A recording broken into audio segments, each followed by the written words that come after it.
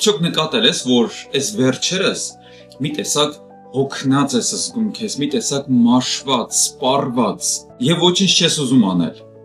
Արտաքնապես կարծես ամեն բան լավ է, ծառայությունդ հաջող է ընթանում, բիզնեսի մեջ ունես որոշակի ձեռքբերումներ, խնդիր չունես աշխատավայրում, բայց այնպիսի մի զգացողություն է, որ ոչինչ չես ուզում անես։ Ներքուստ, ներսից կարծես սպառված ես։ Այսօր ուզում եմ խոսել մի անտեսանելի թույնի մասին, որին գիտությունը անվանում է սթրես, իսկ ավելի կոնկրետ սթրեսի հորմոն կորտիզոլ։ Բայց մենք այս թեման կդիտարկենք ոչ միայն նեյրոգիտական, այլ հոգևոր տեսանկյունից։ Խոսենք նաև խիստ գործնական քայլերի մասին, որոնք օգնում են մեզ կառավարելի դարձնել սթրեսը եւ իջեցնել կորտիզոլի հորմոնի մակարդակը։ Մնա ինձ հետ մինչև վերջ, որպեսզի բաց չթողնես ամենակարևորը։ Բարեկամներ, ինչպես նկատեցիք, մեր տաղավարում որոշակի փոփոխություններ կան։ Ես ուրախ եմ ձեզ ողջունել Լոս Անջելեսի մեր նոր տաղավարից։ Եվ թեպետ օվկիանոսից այն կողմ եմ ես գտնվում, բայց մեր հաղորդումները շարունակելու են իրենց ընթացքը։ Հետևաբար, որպեսզի կապը մենք իրար հետ չկորցնենք, իմ հորդորս է, ավանդական հորդորս, բաժանորդագրվել այս ալիքին, չմոռանաս դնել լայքի նշանը, որպեսզի նման տեսանյութերը ավելի մեծ լսարանի համար հասանելի դառնան եւ կիսվել քո մտքերով մեկնաբանության պատուհանում։ Դու պարտավոր չես դրանք անել, բայց եթե անես, ես շնորհակալ կլինեմ քեզ։ Իսկ հիմա շարունակենք։ Գիտնականներն ասում են, որ սթրեսը լուր մարդասպան է, եւ վաղուց արդեն ապացուցված փաստ է, որ սթրեսի հորմոնը կորտիզոլը խանգարում է հիշողությանը եւ սովորելուն, խանգարում է մեր կենտրոնացմանը, թուլացնում է իմունային համակարգը, վնասում է ոսկորներին եւ անոթներին, բարձրացնում է քաշը, ճնշումը, վատ խոլեստերինի մակարդակը, ավելացնում է դեպրեսիայի եւ հոգեկան խանգարումների ռիսկը եւ արդյունքում կրճատում է կյանքի տևողությունը։ Հաճախ եմ տեսնում մարդկանց, որոնք ամեն ինչ անում են հաջողության հասնելու համար, վազում են, աշխատում են, ջանք են գործադրում, ձեռքից տալիս են իրենց առողջությունը, որից հետո ձեռք են բերում որոշակի գումարներ, իսկ այդ գումարները վաստակելուց հետո էլ այդ գումարներն են կորցնում, որպեսզի հետ վերականգնեն, վերադարձնեն իրենց առողջությունը։ Եկեք ազնիվ լինենք, որքան մարդ ենք ճանաչում մեր շրջապատում, իսկ գուցե դրանցից մեկը հենց մենք ենք, երբ ծառայության մեջ կամ աշխատանքի մեջ վազում ես, այրվում ես, սպառվում ես եւ գալիս է մի պահ, երբ որ զգում ես, որ արդեն ներսից անգամ ուժ չունես առաջ գնալու համար։ Իրականում ուզում եմ այսօր հետևյալն ասել. սթրեսը վատ բան չէ, բայց չկառավարվող սթրեսը կործանարար է։ Մենք չենք կարող խուսափել սթրեսներից, բայց շատ կարևոր է, որ սթրեսները դառնան կառավարելի, հակառակ դեպքում դրանք մեզ կկառավարեն։ Կանադացի կենսաքիմիկոս Հանս Սելյեն առաջինն էր, որ սթրեսը բաժանեց երկու տարատեսակների։ Եվ առաջինը նա անվանեց eustress, այսինքն դրական սթրես, որը պայմանավորված է մարտահրավերներով, հնարավորություններով, դու վազում ես, որ ինչ-որ մի բանի հասցնես, պայքարում ես, հաղթում ես, ճեղքում ես, աշխատում ես, գործում ես եւ չես պասիվանում։ Եվ սրա մեջ որոշակի սթրես կա, մարտահրավեր կա, բայց այն օգնում է քեզ, որ դու արթուն մնաս եւ անընդհատ գնաս առաջ, ունենաս առաջ խաղացում քո կյանքում, ձեռքբերումներ ունենաս։ Եվ երկրորդը դիստրեսն է, այսինքն կործանարար սթրեսը, երբ չկա որևէ նպատակ, չկա որևէ ձգտում, չկա որևէ պայքար, դու արդեն համակերպվել ես այդ իրավիճակի հետ, անդադար վախի մեջ ես գտնվում, քո վրա դրված են պարտականություններ, պիտի սա անես, պիտի նա անես, պիտի վազես, պիտի հասցնես, կամ էլ ընդհանրապես չգիտես թե ինչ պիտի անես։ Եվ այս դիստրեսն է, որ ավերում է քո սիրտը, հոգեկան առողջությունը եւ ընդհանրապես քո կյանքը։ Eustress-ի դեպքում դու ունես կոնկրետ խնդիր, կոնկրետ մարտահրավեր, դու պայքարում ես, դու վազում ես, դու ունենում ես ձեռքբերումներ, արդյունքում քո կորտիզոլի մակարդակը թեպետ այդ ժամանակ էլ կարող է բարձրանալ, բայց հետո նվազում է։ Դիստրեսի դեպքում չկա պայքար, չկա նպատակ, չկա մարտարավեր, դու պարզապես հաշտվել ես այդ վիճակի հետ, դու հանձնվել ես եւ արդյունքում այդ սթրեսը սկսում է քեզ ներսից մաշեցնել, սպառել եւ քայքայել։ Հիշում եք Աստվածաշնչում Տեր Հիսուսն ասեց. «Հոգս մի արեք վաղվա օրվա համար»։ Սա պարզապես մի բարի եւ դրական խորհուրդ չէր։ Սա կյանքի եւ մահվան հարց է։ Իսկ մենք մեր նախորդ տեսանյութերում արդեն խոսել ենք, հոգս անել չի նշանակում չծրագրել, չի նշանակում չմտածել ընդհանրապես, այլ նշանակում է մի մտատանջվեք, ձեզ մի մաշեցրեք եւ սպառեք անդադար մտածելով, մտատանջվելով։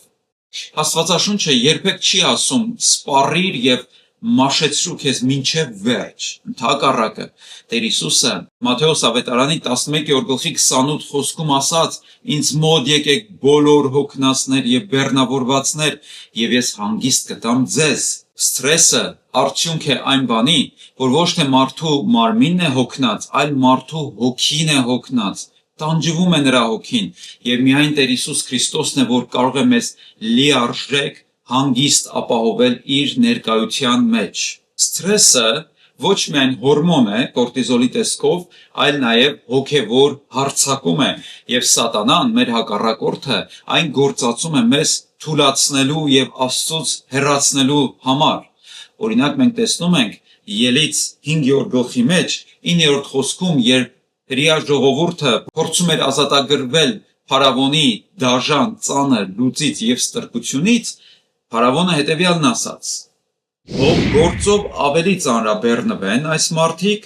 որպեսի դրանով զբաղվեն եւ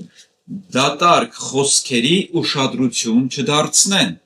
Տեսեք, սա դիվային մի խորհուրդ էր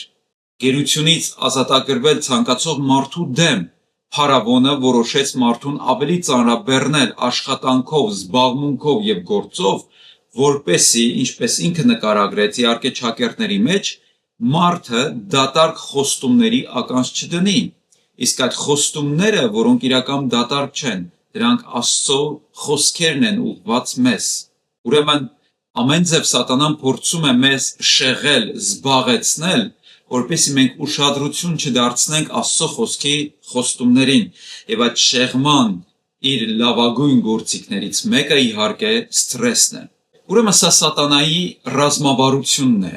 ծանրաբեռնել մարդուն այն աստիճան, որ նա ընդհանրապես ժամանակ չունենա Աստծո խոսքի համար, աղոթքի համար եւ ամենակարևորը Աստծո ձայնը լսելու համար, որովհետեւ սթրեսի մեջ հենց Աստծո ձայնն է, որ խաղաղեցնում է մարդուն։ Այսօրվա լեզվով դա նշանակում է անդադար մեզ զբաղեցնել ծանուցումներով,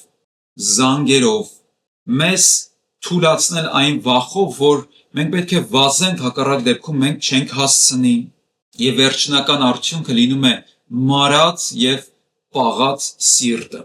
Հիմա եկեք խոսենք այն սովորությունների մասին, որոնք իջեցնում են կորտիզոլի մակարդակը եւ կառավարելի են դարձնում սթրեսը մեր կյանքում։ Առաջինը առողջ եւ խորը քունն է, որակյալ քունը։ Ես գիտեմ այդպիսի ճակերտավոր քաջերի եւ համարձակների, որոնք գլուխ են գովում,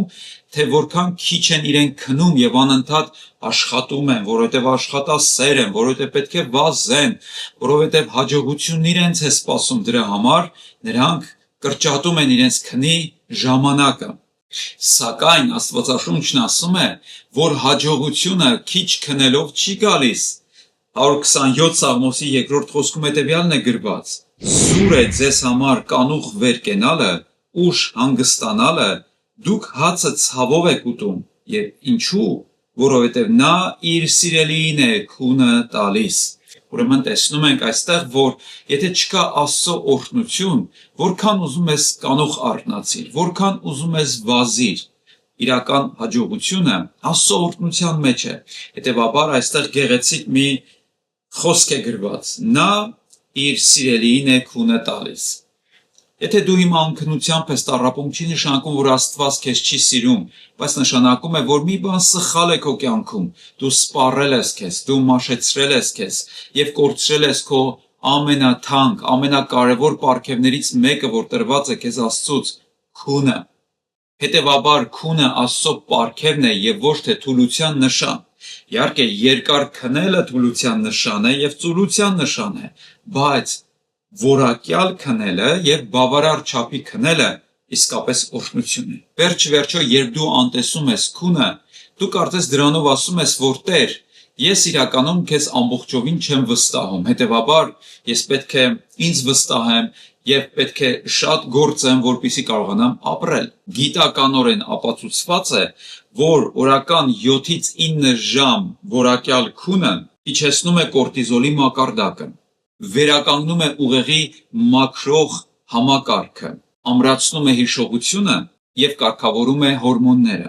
Հիմա ինչպես վերականգնել քունը, ինչպես ունենալ որակյալ քուն։ Շատերը քնելուց առաջ ժամեր են անցկացնում հեռախոսի մեջ։ Փորձեք գոնե 30 րոպեից մինչև 60 րոպե չմոտենալ հեռախոսին եւ չբացել էկրանը։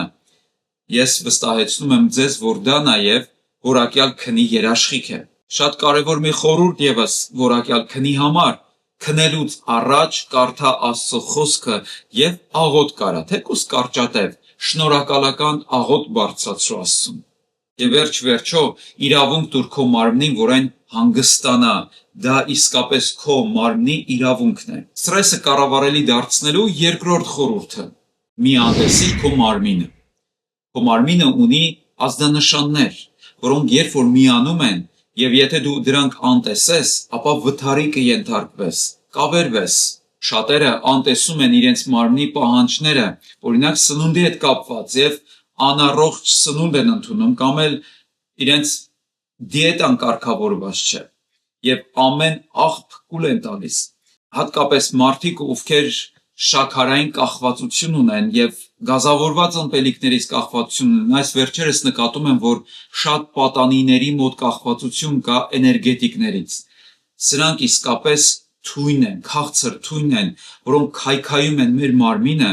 եւ խթանում են սթրեսի հորմոնի արտազատմանը մեր օրգանիզմի մեջ։ Առաջին Կորինթացիներին 6-րդ գլխի 19-րդ խոսքում Պողոս առաքյալը գրեց, որ մեր մարմինները Սուրբ Հոգու տաճար են եւ մենք իրավունք չունենք այդ տաճարին հանդեպ անարգանքով վերաբերվել։ Մենք իրավունք չունենք անտեսել այդ տաճարի պահանջները։ Ես չեմ ասում, որ մենք պետք է շատակերության մեջ լինենք, բայց իմ ասածը սա է, մենք պետք է սննդակարգ ունենանք։ Մենք պետք է ուշադիր լինենք մեր մարմնի պահանջների եւ ազդանշանների հանդեպ, որպեսզի այս մարմինը կարողանա ավելի երկար ծառայել թե մեզ եւ թե ամենակարևորը Աստծուն։ Երրորդ իմ խորհուրդը սթրեսը կառավարելի դարձնելու եւ մակարդակը իջեցնելու հետեւյալն է. շարժումը որպես հակաթույն սթրեսի դեմ։ Սթրեսի ֆիզիոլոգիան շատ պարզ է։ Քո մարմինը պատրաստվում է կամ պայքարի կամ փախուստի։ Սիրտը արագանում է, մկաններն էներգիա են ստանում, շնչառությունը արագանում է, արյան մեջ կորտիզոլի ու ադրենալինի մակարդակը բարձրանում են։ Եվ եթե դու ոչ կռվում ես, ոչ փախնում ես, ոչ պայքարում ես, այլ պարզապես նստած ես հեռախոսի առաջ եւ անընդհատ սկրոլ ես անում, ապա վստահ իմացիր, որ այդ քիմիան կուտակվելու է քո ներսում եւ սկսելու է քեզ ներսից քայքայել։ Բայց այդ քիմիայի հակաթույնը շարժի մեջ է, հատկապես քայլելու մեջ։ Նկատել եք վերջին ժամանակներում մարդը դարձել է ավելի пассив, ֆիզիկապես ավելի пассив։ Նա նստած դիրքում է գտնվում աշխատավայրում, տան մեջ պարկած դիրքում է գտնվում եւ հեռախոսը բաց անընդհատ բթանում է էկրանի առաջ։ Եվ այս ամենը իսկապես ինքնասպանություն է։ Բայց երբ որ մենք ստիպում ենք, որ մեր մարմինը շարժվի,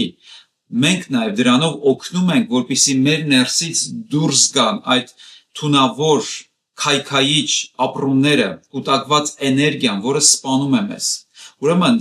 գոնե ամեն օր 30 րոպե արագ քայլքի համար ժամանակ հատկացրու։ Իմ կյանքում մեծ օգտակարություն ունի քայլելը եւ աղոթելը։ Ես սիրում եմ բնության գրկում, անգամ թեկուզ փողոցում քայլել, մտածել, մտքիս մեջ անգամ աղոթել, խորհրդածել, երբեմն նաեւ երաժշտություն լսել։ Այս ամենը օգնում է ինձ, որպեսզի ես կարողանամ կտրվել իմ միջավայրից, որտեղից կարող է եւ սթրես առաջանալ։ Օգնում է ինձ շփվել բնության հետ, դուրս գալ մաքուր օդի, հագեցնում է իմ ուղեղը թարմ թթվածնով եւ լիցքաթափում է ինձ։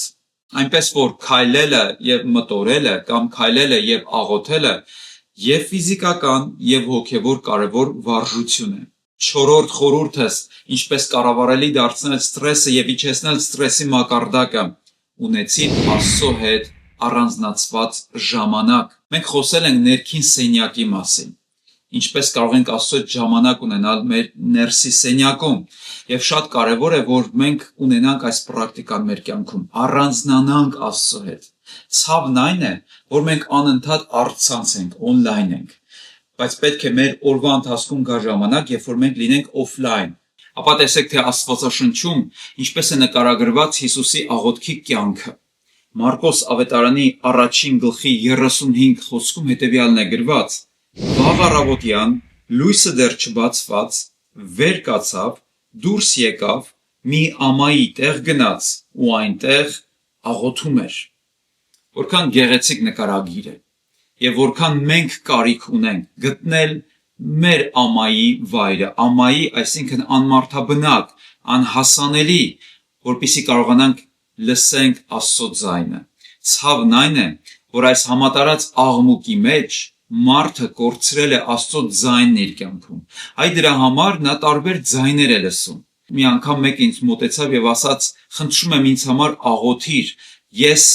ձայներ եմ լսում իմ ներսում»։ Իմ հորդորը նրան հետևյալն էր. եթե դու ժամանակին լսեիր Աստծո ձայնը, օտար ձայներ չէիր լսի։ Ուրեմն մեկուսանալու համար ժամանակ ունենանք, առանձնանալու համար ժամանակ ունենանք եւ կարողանանք Աստծո ներկայության մեջ թե լիցքաթափվել, թե բեռնաթափվել եւ թե լիցքավորվել նրա ներկայությամբ։ Եվ ստրեսը կառավարելու 5-րդ իմ խորհուրդը քեզ ունեցիր կյանք պարգևող հաղորդակցություն, դրական հաղորդակցություն, մի պայքարիր միայնակ։ Աստված ասաց. լավ չէ, որ մարդը մենակ մնա։ Իսկ ժողովողի մեջ էլ Սողոմոնը գրեց, որ երկուսը լավ է, քան թե մեկը, որովհետև եթե մեկը ընկնի, մյուսը նրան կբարձրացնի, եթե մեկը սառի, մյուսը նրան կջերմացնի։ Հետևաբար, մի փորձիր միայնակ հաղթահարել քո ստրեսը։ Ունեցիր մեկին քո կյանքի մեջ, որի հետ կարող ես կիսվել, լինել ազնիվ նրա հետ, որի հետ կարող ես անկեղծանալ։ Աստված մեզ չի ստեղծել մեկուսացման համար, այլ համայնքային կյանքի համար, հաղորդակցության համար։ Հետևաբար հաղորդակցությունը լավագույն զենքերից եւ միջոցներից մեկն է ստրեսի դեմ։ Կան չէ մարդիկ, որոնց հետ մենք շփվում ենք, հետո խոստովանում ենք եւ ասում ենք, գիտես, երբ որ ես քո հետ հաղորդակցվում եմ, մի տեսակ այնպես եմ թեթևանում, այնպես եմ հանգստանում։ Արդյոք դուք ունեք նման մեկին ձեր կյանքում։ Եթե ունեք, կարող եք մեկնաբանության պատոնում գրեք, թե այդ հարաբերությունները ինչ արդյունք են ձեզ պարգևում։ Հետևաբար, երբ դու հաղորդակցության մեջ ես, երբ դու կիսվում ես քո ստրեսով, դու հասկանում ես մի քանի պարզ ճշմարտություն։ Առաջին, ստրեսը կուտակելու համար չէ, կիսվելու համար է։ Երկրորդ, դու քեզ անօգնական չես զգում։ Զգում ես, որ կա մեկը, որ քո կողքն է, քեզ հետ է։ Եվ երրորդ, քո սիրտը սկսում է ընդարձակվել, նեղվածությունից դուրս ես գալիս։ Գաղատացիներին 6-րդ գլխի 2-րդ խոսքում ասվում է. միմյանց բեռը վեր առեք եւ դրանով Քրիստոսի օրենքը կատարեք։ Եվ այսպես, Աստված մեզ չի կանչել սպառվելու համար, այլ վառվելու համար։ Կան մարդիկ, որոնք սպառվում են, մարդիկ էլ կան, որոնք վառվում են անընդհատ եւ չեն սպառվում։ Հիշում եք այրվող մորենին Ելից գրքի մեջ,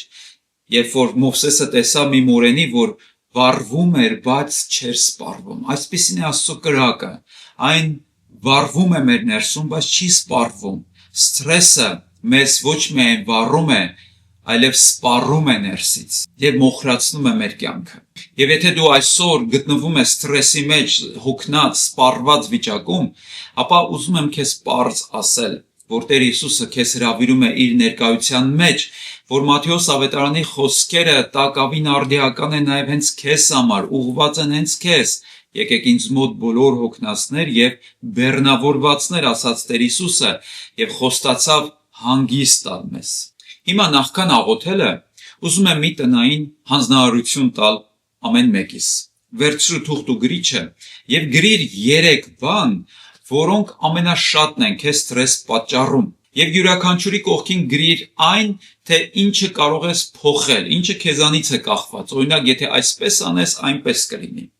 Իսկ եթե բաներ կա, որ չես կարող փոխել, դա նշանակում է, որ պետք է Աստծուն վստահել դրանց համար։ Եվ երրորդ, ընդունիր կոնկրետ որոշում։ Օրինակ, որոշում ընդունիր քո քնի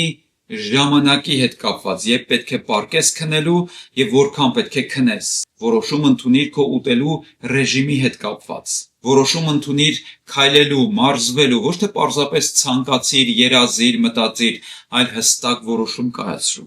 Որոշում ընդունիր ամեն օր գոնե 10 րոպե անցկացնել Աստծո ներկայության մեջ եւ ունեցիր ճիշտ, կենսատու եւ առողջ հաղորդակցություն։ Այս որոշումներից հետո միգուցե կյանքդ միանգամից չփոխվի, բայց դու անպայման քայլ առ քայլ ժամանակներ հետո կտեսնես հստակ երևացող տարբերություն։ Ուրեմն, եթե այս խորհուրդները քեզ համար օգտակար եղան եւ ընդհանրապես այս նյութերը քեզ համար օգտակար են, ապա նորից կխնդրեմ եւ կհիշեցնեմ, որպեսզի բաժանորդագրվես այս ալիքին, որ կապը չկորցնենք, հավանես այս տեսանյութը եւ քո փորձառությամբ կիսվես մեկնաբանության պատուհանում։ Ես իսկապես բոլորիդ գրածները կարդում եմ եւ փորձում եմ հնարավորության դեպքում արձագանքել։ Եթե կան հարցեր, կարող ես քո հարցերով կիսվել։ Եթե կան փորձառություններ եւ վկայություններ, կարող ես քո փորձառությամբ եւ վկայությամբ կիսվել, որպեսզի կարդացողը օգուտ ստանա։ Եկեք միասին ստեղծենք մի գեղեցիկ համայնք, որտեղ մարդիկ կարող են օգտակար նյութեր քաղել իրենց կյանքի համար, իրենց հոգեկան եւ հոգեվոր առողջության համար։ Իսկ հիմա աղոթենք։ Մեր երկնային Հայր, քո առաջ եմ գալիս քո որդի Հիսուս Քրիստոսի անունով, այն Հիսուսի, որն ինձ հրավիրում է իր ներկայության մեջ, եւ այո, ես խոստովանում եմ, որ բեռնավորված եմ եւ հոգնած։ Խոստովանում եմ, որ մաշված եմ եւ սպառված։ Եվ խնդրում եմ, որ քո որդի Հիսուսը խաղաղություն եւ հանգստություն պարգևի իմ հոգում։ Սիրելի Հիսուս, ես քո ձեռքերի մեջ եմ հանձնում իմ կյանքը եւ աղոթում եմ, որ նորոգես ինձ, թարմացնես ինձ, զորացնես ինձ։ Թող քո Սուրբ Հոգին լսելի դարձնի քո ձայնը իմ կյանքի մեջ։ Աղոթում եմ, որ ամեն աղմուկ հեռանա ինձանից եւ իմ ականջները, իմ ներքին ընկալումները զգայուն լինեն քո ապրեցնող ձայնի հանդեպ։ Շնորհակալ եմ, որ անգամ այս վիճակի մեջ դու ինձ մենակ չես թողնում։ Ինձ հետ ես հենց հիմա, ինձ ուժ եւ կարողություն ես տալիս, խաղաղություն եւ հանգստություն ես տալիս, որի համար քեզ փառք եմ տալիս եւ շնորհակալություն եմ հայտնում Տեր Հիսուս Քրիստոսի անունով։ Ամեն։